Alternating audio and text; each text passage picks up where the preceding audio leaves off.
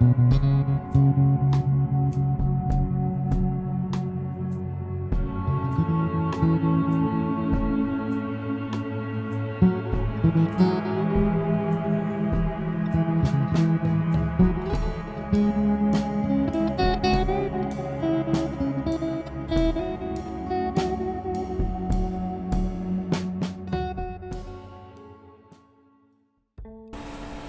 gak sadar juga bahwa ini coba pakai kecil aja, gimana kita coba kayak kawasan ekonomi khusus harus ada prototype, harus berani, gitu kan, gitu. Makanya saya suka bilang kok nggak ada yang out of the box gitu. Semuanya harus konvensional. Nah tapi kalau saya lihat pribadi ya, sebenarnya Pak Jokowi ini out of the box sebenarnya. Itu menurut saya nggak berani ngomong cuma. Ekonomi kita turun 3,4%. Kalau nggak salah ke dunia 5-6%. Menurut Mas Bobi yang saya dengar bahwa September akan terjadi PHK besar-besar. Betul? Betul, setuju. Alasannya Mas? Jadi gini, saya ini punya satu unit usaha itu bidang corporate training. Jadi cukup besar, udah hampir 10 tahun organisasi itu. Jadi kami itu punya klien adalah bank nasional, punya perusahaan tambang dan lain sebagainya. Jadi ada salah satu klien kami yang punya 13.000 karyawan.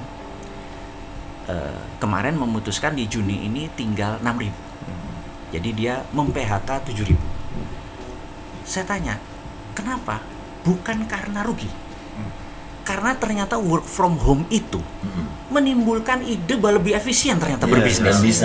Dan bisa. Jadi kantornya 8 lantai jadi tinggal 4 lantai sewanya. Karyawan dipotong hampir separuh, ternyata omsetnya masih sama. Profitnya jadi lebih besar. Jadi perubahan ini lucu nih. Ada dua. Ada yang benar-benar karena bisnisnya slow down, tapi ada yang demi efisiensi. Tapi efeknya dua-dua membuat PHK besar-besaran. Nah, itu pun terjadi di banyak organisasi. Katanya Freeport juga melakukan hal yang sama gitu ya. Nah, hal seperti ini nggak siap. Jadi new normal ini sebenarnya bukan new normal ini. Ini decoupling. Jadi decoupling itu keterpisahan dengan masa lalu. Jadi benar-benar putus. Jadi benar-benar bukan ini nanti berubah gitu. Putus. Jadi mindset ini nggak bisa dibawa ke sini. Karena itu saya bilang ke anak muda yang di bawah 40 tahun, tolong ambil alih negara ini di 2024. Karena angkatan saya dan ke atas, it doesn't work kalau ngelola negara lagi. Masih begini. Decoupling. Nah, harus berani nih. Anak-anak muda ini ada bijinya nggak lo gitu gue tanya. Jangan kayak gitu nih, biji udah nggak kepake gitu. Berarti 2024 kalau bisa yang umurnya 40 tahun ke bawah sekarang ini, iya kan? Jadi benar-benar muda karena decoupling itu mereka lebih paham daripada generasi ini yang karburator masih. Karburator sekarang udah pakai injection semua. Ininya juga matic gitu, kita masih pakai coupling gitu ya ceritanya. Jadi itulah yang terjadi bahwa kalau kita tidak adaptif, government-nya masih nggak adaptif, pengusahanya masih nggak adaptif, tapi saya yakin yang di bawah 40 tahun semuanya udah take off kok. Mereka udah nggak ngerasakan rekening yang tadinya dari kiri sekarang pindah kanan doang gitu. Dapat juga income mereka gitu. Gitulah kira-kira Mas. Nah, ini tadi kan Mas Oli ngomongin blockchain. Iya. Nah, setahu aku salah satunya Bitcoin. Setuju. Bitcoin kan di tahun 2009 waktu mulai di bawah $1. Setuju. Di tahun 2016 naik ke 200 juta satu Bitcoin. Ya. Sekarang turun lagi 130. Setuju. Uptrend lah, mulai uptrend lagi. Ya. Saya pernah nyungsep di tahun 2016. Apakah menjanjikan? Itu mengerikan banget itunya. Iya. Jadi gini. Bahasa Jawanya tuh nyemoni. Apa itu nyemoni bahasa Indonesia? Nyindir. Jadi sekelompok anak muda ini kita tahu bahwa dunia ini resesi di tahun 30-an gitu ya. Kemudian resesi tahun 98, kemudian 2008. Di 2008 itu, 2009 ada sekelompok anak muda dengan code name Satoshi gitu ya. Nggak percaya pada instrumen uang lagi. Sama pemerintah ini bullshit, lu nggak printing money tanpa pengetahuan itu. Termasuk Amerika, termasuk Jepang, dan ini anak-anak Jepang ini. Jadi gimana kalau kita membuat sebuah program berbasis blockchain yang namanya Bitcoin gitu ya. Jadi Bitcoin adalah blockchain, tapi blockchain bukan Bitcoin. Itu harus di dulu. Nah, kita bicara Bitcoin ini harus ada bentuk currency lain yang trusted, yang bisa dipercaya. Lalu mereka menerbitkan 21 juta Satoshi itu.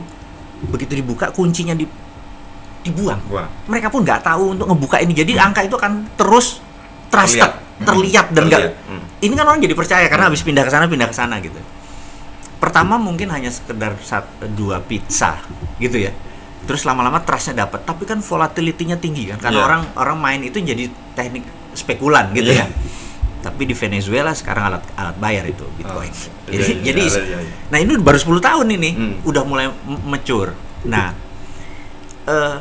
akhirnya anak-anak muda beli barang-barang yang di dunia yang harus pindahin dulu ke PayPal, pindahin dulu ke Reddit card gini fee karena ini sudah ada yang main.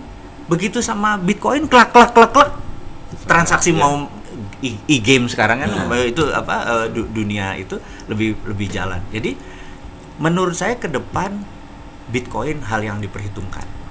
Algoritmanya. Tetapi ada seorang manusia yang terinspirasi dari Bitcoin yang menurut saya Bitcoin akan ketinggalan. Begitu Libra diterbitkan karena si Mark Zuckerberg punya platform sosial media IG dan Facebook itu 2 miliar populasinya, lebih banyak dari penduduk Cina. Iya nggak? Benar. Dan dia otoriter. Kalau ini harus demokrasi, dia otoriter. Nah, dia mau menerbitkan Libra sebagai currency bayar nanti sebagai alat bayar di sini. Nah, dunia melawan kemarin 2 tahun yang lalu. Amerika melawan, ini melawan. Ini yang bahasa Sundanya nyerehate. Oke, gue diem ya bentar ya. Dia gabung kekuatan, bener nggak? Jadi globalis inilah yang merasa 2000 tahun dunia ini dikontrol raja, dikontrol pemerintahan segala macam. It doesn't work. Gue mau kontrol. Ini yang disebut globalis cabal itu loh. Ini mereka punya keluarga namanya Bilderberg. Di sini semua berkumpul yang sebutin deh semua gitu ya. Ini sekarang menjadi pemain baru. Ini gurita baru, ini Thanos baru nih gitu. Tapi susahnya dia udah menguasai 90% umat manusia. Nggak bisa kita kehilangan alat itu. Balik tadi ke Bitcoin. Jadi Bitcoin punya lawan berat karena dia akan pakai blockchain juga si Libranya Mark Zuckerberg. Tetapi menurut saya blockchain is the winner. Jadi blockchain is the winner tuh saya dulu pernah memprediksi dulu suatu hari lagi masih ada rekening dolar dulu, kita bertiga berkumpul di sebuah kota namanya San Francisco. Waktu itu Google lagi meluncurkan kupon nomor berapa ya? D atau E, saya lupa ya kupon.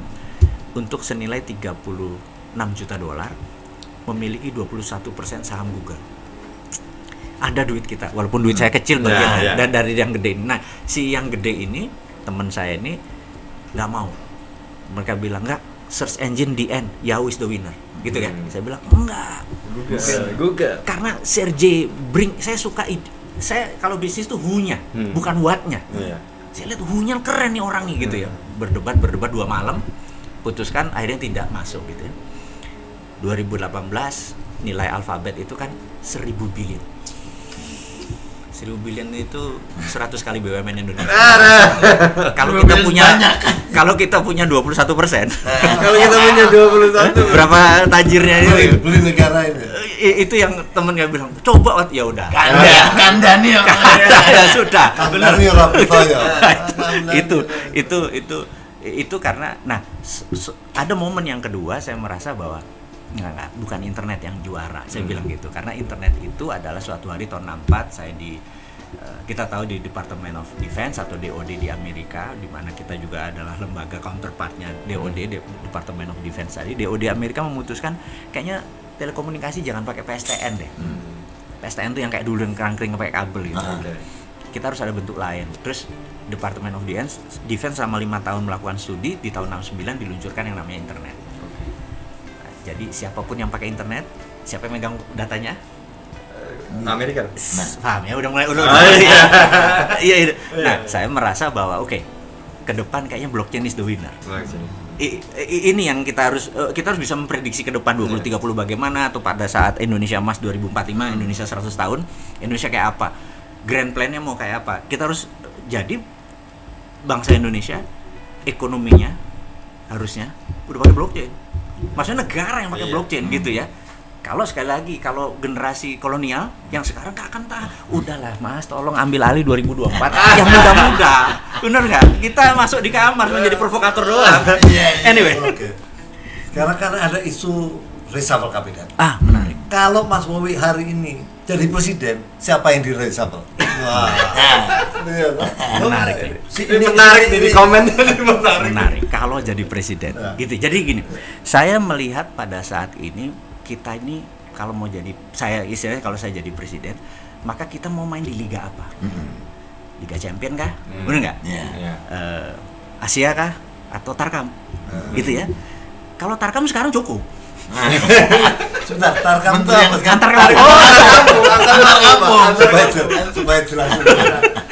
antar kampung ini sekarang cukup. Udah cukup. Gitu. Tapi kan CCM-nya, cita-cita mulianya Liga Champion dong. pengen Liga Champion. Ya harus ada Messi dong di situ. Bener nggak? Harus ada Ronaldo dong di situ. Gitu. Nah, sekarang kita bedah. Player kita ini ada 34 kementerian. Siapa Messi-nya? Siapa Ronaldonya? Ada banyak putra bangsa yang terbaik saat ini yang bisa jadi Messi, gitu. Dan kita sekarang ini belum ada ya, belum ada Messi-nya. Siapa yang artis substitute nih udah mau masuk injury time nih. Makanya. Kayaknya semua yang diganti dong. Semua diganti. Semua. Makanya liganya. Kalau kita bilang sepakat antar kampung lagi ya wes ganti beberapa aja, bener nggak? Tapi kalau Liga Champion capek bos. Kita kalau nggak penontonnya, duitnya kalau Liga Champion kan banyak kan, gitu kan. Harus Liga Champion. Mungkin itu pemainnya pakai sponsor sendiri-sendiri kan sekarang ya. Tapi kan sistem partai kayak gini kan nggak mungkin gantiin dengan tidak kompromi dengan partai, bisa kejungkal. Setuju. Iya, jadi gini. Jadi kan mesti bargaining power sama partai ini kan yang menurut saya suatu hari kan ujung-ujungnya adalah kesadaran nasional. Kalau kita berjamaah happy. Jadi gini. Sewaktu tahun 45 kita merdeka karena kita semua punya satu rasa yaitu menderita semua. Namanya common sorrow, menderita kabeh. Dengan satu ini kita pengen merdeka. Begitu sudah merdeka selama 70 sekian tahun ini, common sorrow-nya hilang karena ada yang sudah happy, ada yang masih sorrow. Bener nggak? Masih sorrow. Nah, gitu. Rezeki tidak merata. Rezeki ya kayak hujan. Nah, ke depan kalau kita sepakat ingin common happy, seneng bareng, harus ada yang berani berkorban, termasuk partai. Nah, kita sepakat nih, kita mau jadi juara liga, kita mau seneng bareng, masih memenuhi ego partai, gitu kan? Nah, sekarang juri yang baik ini kan rakyat kan. Kalau saya nih, sekali lagi Kang Mas, aku cuma ngingetin 80% uang beredar milik swasta di luar pemerintah dikuasai hanya 2.000 akun. 2.000 akun itu kalau satu orang punya 2-3 akun, tidak lebih 250 orang keluarga atau grup. Ya, ini realita nih, realita. Nah, mereka ini kalau saya jadi presiden, bukan menteri yang saya ganti. Siapa? Saya kumpulin nih 200 orang ini, tak tanya, duitmu taruh di mana? Paspor dulu ditaruh. Ini live TV live kayak gini, live TV taruh dulu. Taruh berapa? Kapan masuk ke Indonesia? Misalnya ada 1 triliunnya di Swiss ya, oke. Kapan balik ke Indonesia? 2 bulan, oke. Tak pegang paspornya ya, 2 bulan lagi balik, bener nggak? Kumpulnya paspornya, dia nggak bisa kemana-mana kan. Kalau dia nggak balikin itu ya dia nggak bisa kemana-mana. Kadang-kadang sakit dia harus keluar negeri, tapi ini saya yakin itu duit balik, gitu. Ini, nah dengan baliknya ini akan membuat ekonomi muter cepat.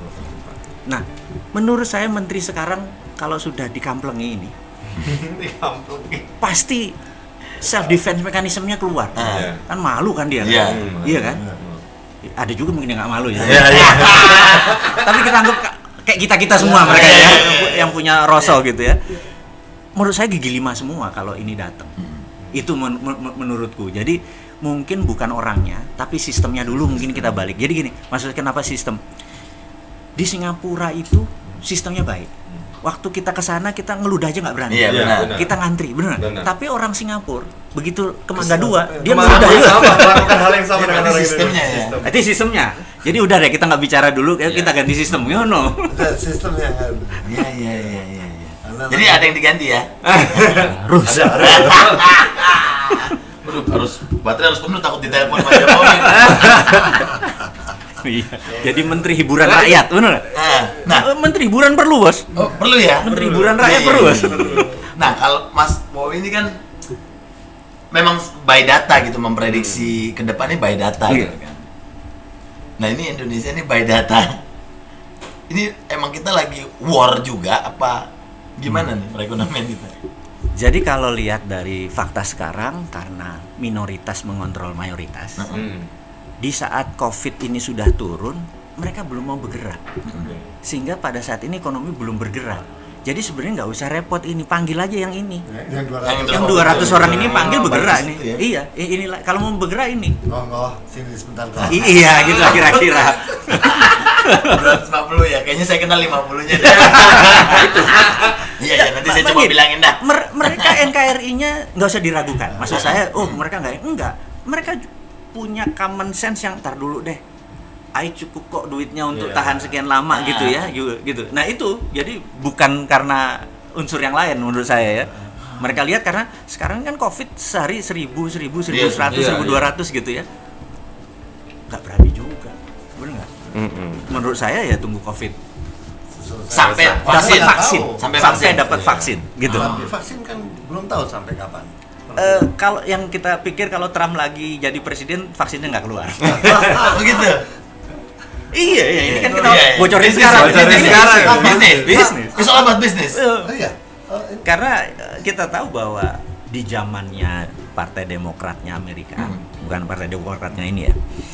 Partai Demokratnya Amerika itu zamannya Obama dulu ada namanya Obamacare. Obamacare itu farmasi panen akbar, yes. tajir melintir tir gitu ya, gitu. Begitu Dekat oleh sama Trump darlingnya dia adalah industrial complex, military industrial complex. Duitnya turun ke militer. Untuk perang. Gitu, karena kan Republik emang doyan perang, koboi kan. Nah, ini pasukan yang ketinggalan ini kan enak, merasakan enaknya. Sementara mereka udah punya pabrik di Cina, pabrik di mana segala macam itu, mereka pengen berkuasa lagi. Nah, menyebarkan vaksin ini adalah lo turun, ini turun gue kasih. Gue kasih nih, bargaining. masalahnya kalau Trump kepilih lagi. Itu. Wah, berat. Ini. Nah, waktu kemarin Dan itu menurut kan Mas Bowie, Trump kepilih lagi nggak? nah, menarik nih. Jadi saya merasa bahwa semua ini kan negosiasi. Ya. Kemarin itu di Hawaii hari Kamis, minggu yang lalu negosiasi besar-besaran di Amerika diwakili Pompeo, orang nomor 3, third in command ya. Jadi di Cina diwakili orang nomor 2. Jadi serius sekali. Saya yang heran satupun TV nasional tidak meliput, satupun tidak ada yang membahas. Kayak nggak peduli bahwa dua raksasa perang nih kayak kita ngurusi yang di sini aja gitu. Antar kampung mas. Antar kampung gitu. Jadi saya Di sini sibuk goes. Nah, saya memperhatikan dari hari Sabtu kita dibocorin. Begitu dibocorin saya bilang, "Oh, gila nih si Jinping." Gitu ya. Harus dibocorin nggak? Bocorin dong. Enggak dibayar kok saya.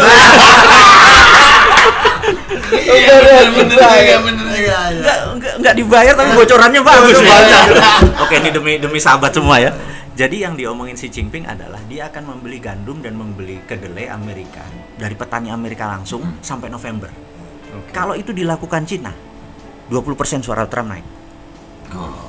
Berarti kan dia sudah memihak Amerika supaya Trump jadi karena kompensasinya 5G boleh jalan lagi seperti semula dengan Huawei. Dan itu udah taken. Saya bilang, anjir menang lagi nih Trump, bener nggak? Bisa. Terus, and then kita harus ngapain? Berarti vaksin panjang nih, bener nggak? Panjang nih. Ini loh yang kita harus kadang-kadang kalau kita peduli pada negara, kita harus ngingetin, gitu. Tapi saya harus kadang-kadang gue gregetan banget sama yang di atas itu. Lu ngerti nggak sih ini bahwa bahwa tahu geopolitik. Ya, nggak tahu. Dia tuh ngerti politik tarkam tadi. Iya, benar juga ya. Cara berpikirnya gimana apa. 2024 Iya. gimana terus provinsi ini bisa menang 2000 pilkada bisa gitu ya kali ya. Iya, itu aja. Tapi kalau Mas Bowie diminta untuk bantu running government mau? Nah, ini menarik nih. Saya ini kalau diminta secara diminta gitu, maka jawaban saya adalah MMT boleh dipakai nggak? Modern Monetary Theory, yaitu ada 3, 1 printing money, 2 namanya TINA. TINA tuh there is no alternative. There is no alternative tuh begini. begitu kita menduduki posisi tadi boleh, maka bunga deposito 0%. Oke. Ya, jadi misalnya Kang Mas Roy punya duit 1 triliun yang biasa setiap tahun dapat berapa 50 miliar, 5% 50 miliar. Iya, berapa? 5%. 50 miliar. Toto 0. Kemang enggak pala? Waduh, 0. Akhirnya diambil tuh duit, langsung Mas Gading mau main apa? Bisnis apa gue ikut? Ekonomi langsung muter 5.300 triliun langsung turun. Karena there's no alternatif kecuali bangun ekonomi. Namanya Tina, there is no alternative. Berani nggak dilakukan Tina? Gitu. Ngeri nggak kalau kita jadi? Terus kalau nggak berani ya ngapain gue duduk di sana? Ekonomi nggak kerja. Jadi satu, printing money harus disetujui dengan project. Nah, project harus jadi dulu baru printing money-nya, bukan konsepnya ini mau diapain dulu. Misal bangun ibu kota baru perlu 400 triliun. Oke, printnya sesuai itu gitu ya. Terus apa lagi? Bangun kawasan ekonomi khusus 50 biji. Oke, duitnya ke sini. Dah selesai. Terkontrol. Itu printing money-nya. Dua adalah tadi Tina gitu. Yang ketiga adalah Tiara. There is other reasonable alternative. De-dolarisasi. Jangan pakai dolar. Tidak pakai dolar. Tidak pakai dolar. Pakai Rupiah. Pakai rupiah. Jangan sekarang de-dolarisasi malah pakai yuan. Aduh, apa bedanya? Harus berdaulat rupiahnya gitu. Nah, kan agak gila kan? Karena nggak cocok kan artinya kan? Nggak cocok. Nah, makanya saya mau titipin ke anak-anak muda 2024 gua ajarin, lo mainin ya. Iya. Lu pasti sukses negaranya. No, kalau ini nggak bisa tak kasih gitu. Ini udah belajar nih harusnya. Iya. Sahabat-sahabat Nah, kita teman-teman harus belajar nih. Iya. Oh, ini boleh. Nanya cepet nih. Oke. Ini ada pertanyaan cepet nih. Jawab dengan cepet dalam 1 kalimat ya. Jokowi. Top. Menurut Prabowo. Tidak top. Ahok. Oh, top. Anies Baswedan. Sama sama Ahok. Soeharto. Better than Jokowi. Soekarno. Dia bapak bangsa. Terakhir Bill Gates. My idol. Ini ada juga yang terakhir nih. Apa? Bowie. Wow, iya. Waduh. Saya wong apa? Wong desa rezeki kota. Ntar gue jadi lupa. Gue jadi lupa gue ininya. Gue tagline gue jadi lupa sendiri. Sontoloyo. Ya udah, ulangi lagi. Bowie. Sontoloyo. Luar biasa. Gila loh, ini ngobrol sama Mas Bowie nih ya. 1 jam nggak berasa. Pengetahuannya wah luar biasa banget. Kita juga dapat ilmu. Sebenarnya masih kurang, cuman memang sayang nggak ada bayarannya. Sayang kalau bocoran-bocorannya terlalu digebet sekarang. Tapi sebenarnya kapan lagi, karena abis ini diundang bintang tamu lain. Shadow. Oh, Shadow. Tenggelam lagi. Nah, Macan besar. bahaya ini. So, thank you banget Mas Sama-sama, Bowie, sama-sama, Bosman sama-sama. yang Sontoloyo. Thank you ilmunya sama sharingnya. Mudah-mudahan semuanya bisa termotivasi juga, dan ingat tuh, anak-anak muda 2024, ayo kita main. Udah diajarin ya kan? Udah diajarin ya. So jangan lupa komen, like, subscribe, dan sekali lagi sukses buat semuanya yang dikerjakan sama Mas Bowie. Amin. Dan ingat, anak-anak muda juga kalau misalnya butuh UKM-nya, telepon aja ya langsung ya. Thank you, sampai ketemu lagi di Martin and Friends.